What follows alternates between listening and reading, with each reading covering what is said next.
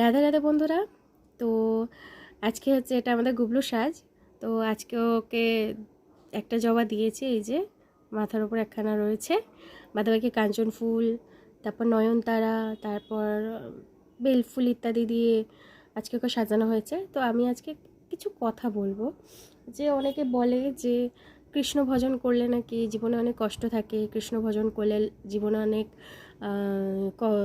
দুঃখের সম্মুখীন হয়, কৃষ্ণ কাউকে সুখী হতে দেয় না, এমনও বাজে কথা শুনেছি। অনেকে বলে যে কৃষ্ণ ভজন করলে বা গোপাল সেবা দিলে তার নাকি কোনোদিনও সন্তান সম্ভাবনা থাকে না।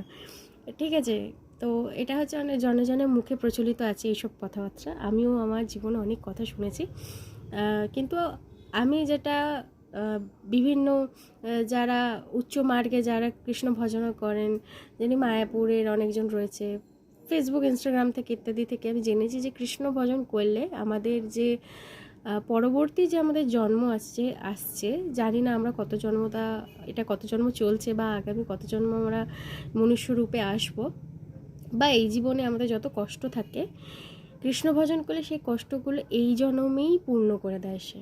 যে 7 জন্ম কেন কষ্ট পাবে, এই জন্মে যত কষ্ট আছে ওকে কষ্টটা ভুকিয়ে এই কষ্ট থেকে ওকে বার করে দাও। কেন কৃষ্ণ কোনোদিন কষ্ট সহ্য করতে পারে না ভক্তের, মানে ভক্তের কষ্ট কোনোদিন কৃষ্ণ চোখে দেখতে পারে না, চোখে জল তো নয়।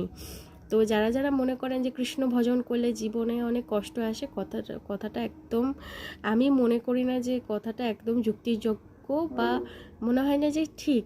ভক্তি করুন, ভগবান তো সবার, ভগবান ভজলে কষ্ট হবে এই ভাবনা চিন্তাটা নিশ্চয়ই রাখা উচিত না। যাই হোক, আমাদের পাশে একটা আজকে কিছু একটা হচ্ছে যার জন্য একটা ভয়েস দিচ্ছি। তো রাধে রাধে, সবাই ভালো থাকবেন।